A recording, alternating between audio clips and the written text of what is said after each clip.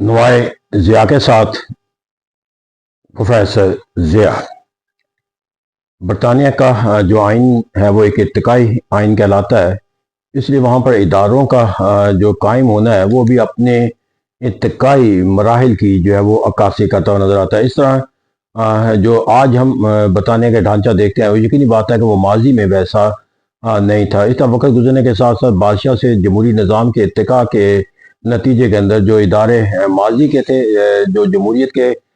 تصور کے تحت استوار کیے گئے، ان کے اندر بھی ایک تبدیلی جمہوری نظام کے تحت لائی گئی، اور وہ ادارے جو بادشاہت کے تصور کے اندر موجود نہ تھے ان کا وجود جو ہے وہ جمہوریت کے لیے ناگزیر تھا، ان کو تشکیل بھی دیا گیا۔ تو ایسا کہتے ہیں برطانیہ کے نظام ہے، اس نظام کے اندر جو اسی ارتقاء کے نتیجے کے اندر جو نظام وضع کیا گیا اس میں پارلیمنٹری فارم آف گورنمنٹ ہے۔ اس پارلیمنٹری فارم آف گورنمنٹ کے اندر جو ملک کا نظم و نسق چلانے کا اختیار ہے، یعنی کہ جس کو ایگزیکٹو کا تصور دیا جاتا ہے، وہ وزیر اعظم اور اس کے وزراء کا حق قرار دیا جاتا ہے، جس کو عمومی طور پر جو ہے وہ ایک اجتماعی معنی و مفہوم کے تحت کیبنٹ کا نظام یا وزارتی نظام کا نام دیا جاتا ہے۔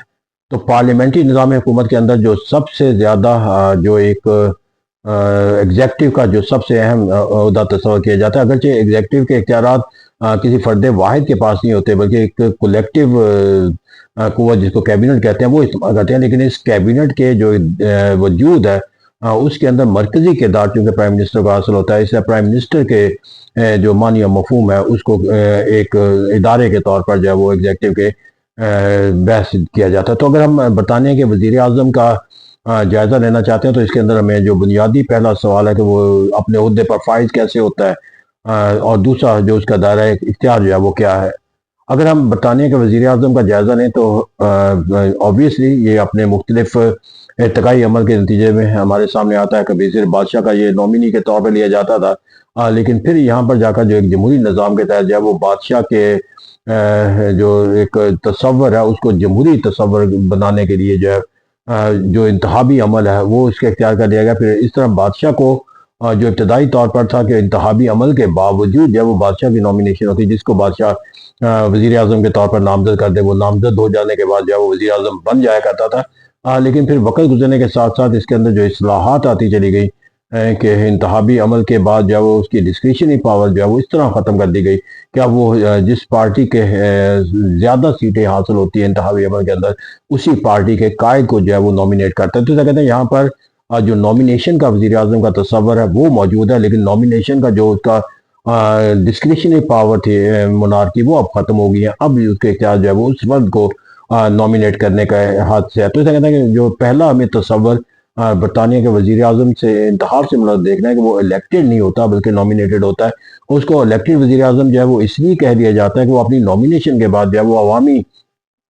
نمائندوں پر مشتمل جو ایوان ہے ہاؤس آف کامن وہاں سے وہ اپنی توثیق حاصل کرتا ہے۔ اگر وہ توثیق نہ لے سکے یعنی میجورٹی کا وہ ووٹ حاصل نہ کر سکے تو پھر اس کو اپنے عہدے سے جو ہے وہ فارغ تصور کیا جاتا ہے۔ تو اس طرح کہتے ہیں یہاں پر جو ہے وہ ایک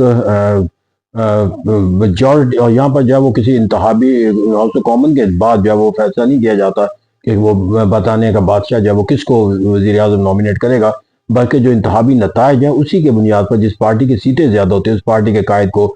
وزیر اعظم یا حکومت کا بنانے کا جو ہے وہ دعوت نامہ جو ہے وہ دے دیا جاتا ہے، وزیر اعظم اپنے آفس کے جو ہے وہ اختیار جو ہے وہ حاصل کر لیتا ہے۔ تو اس طرح کہتے ہیں وزیر اعظم بن پہلے جاتا ہے، پھر یہاں پر جا کر اس کا جو ٹینیور ہے اس کے حوالے سے جو تصور دیا جاتا ہے وہ یہ ہے کہ وہ 4 سال کے لیے ہوتا ہے، لیکن یہ پارلیمنٹری نظام کے اندر جو 4 سال مدت ہے یہ کوئی تحفظ کے تحت اسے حاصل نہیں ہے کہ یہ لازمی طور پر وہ 4 سال کی تکمیل کرے گا یا وہ 4 سال سے کم نہیں ہو سکتے یا وہ 4 سال سے زیادہ۔ پارلیمنٹری فارم آف گورنمنٹ کے اندر وہ خود مستعفی بھی ہو سکتا ہے، نیا وزیر اعظم اپنی پارٹی کا یا اس کے خلاف عدم اعتماد ہوگا کسی اور پارٹی کا کوئی بھی وزیر اعظم بن سکتا ہے جس کو اکثریت کا تصور قائم ہو جائے۔ تو اس طرح یہاں جو نظام ہے وہ 4 سال مدت ہے، اور بعض اوقات وزیر اعظم اپنی کسی مقبولیت کے پہلو کو دیکھ رہا ہے، وہ اسمبلی ہاؤس آف کامن کو جو ڈیزالو کر کے جو ہے وہ انتخابی عمل کو پہلے اختیار کر کے جو ہے وہ اس کی مدت میں کمی، اور پھر ہنگامی حالات ایک ایسا تقاضا ہے جو اس کی مدت میں اضافہ کا بھی ذریعہ بن سکتا ہے۔ بنیادی طور پر جو ہے وہ 4 سال کی مدت کے لیے یہ وزیر اعظم جو ہے وہ منتخب کیا جاتا ہے۔ تو اس طرح برطانیہ کے وزیر اعظم کے لیے اگرچہ اس کی اہلیت کے حوالے سے دیکھا جاتا ہے تو وہ اہلیت کوئی ایز سچ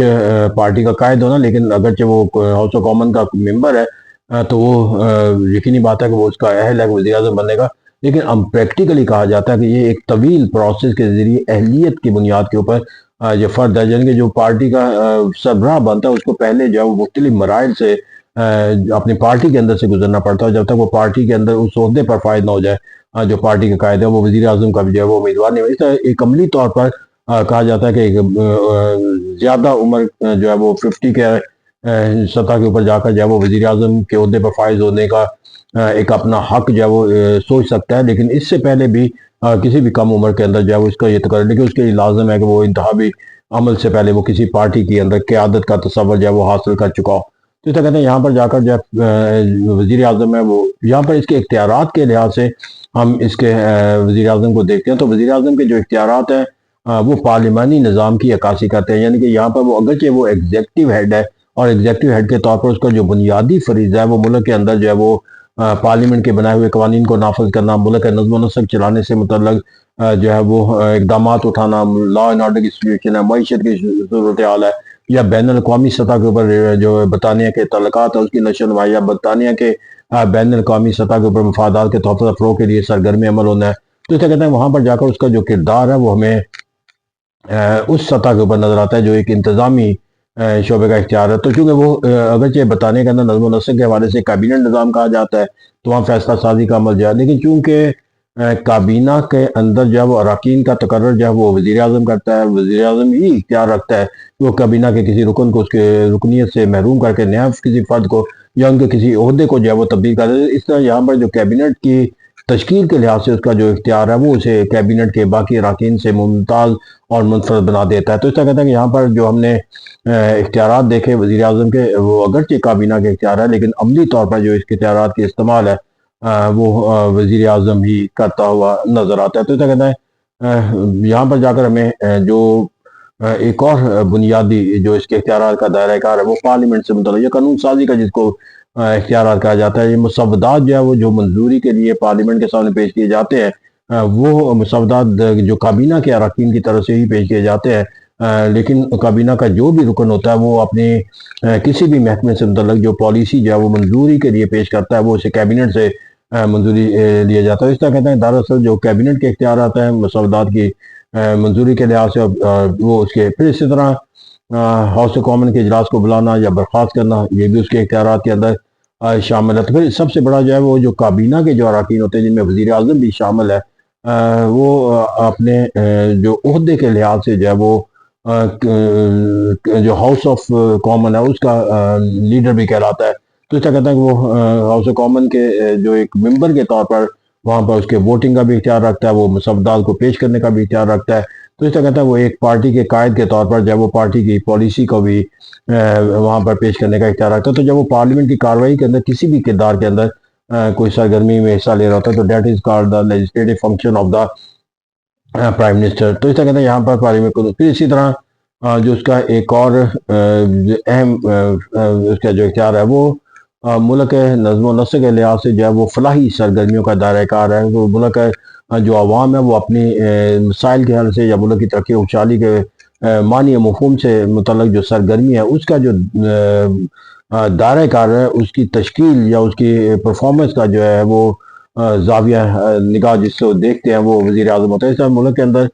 تمام ترقیاتی منصوبوں کو تشکیل دینا اور اس کے اوپر نافذ العمل بنانا چاہیے وزیر اعظم کی ذمہ داری۔ تو اسے کہنا ہے کہ جو برطانیہ کا وزیر اعظم ہے وہ ملٹی ڈائمینشنل اختیار رکھتا ہے، انتظامی عہدے پر فائز ہونے کے باوجود جو ہے وہ قانون سازی کے فرائض بھی سر انجام دیتا ہوا نظر آتا ہے، اور پھر ملک کا نظم و نسق کے لحاظ سے وہ ایک برطانیہ کا جو فلاحی ریاست کا جو کانسیپٹ ہے اس کو بھی ایگزیکیوٹ کرتا ہوا نظر آتا ہے۔ تو بنیادی طور پر ہم نے دیکھا کہ برطانیہ کے اندر جو وزیر اعظم ہے وہ نامینیٹڈ ہوتا ہے، لیکن اس کو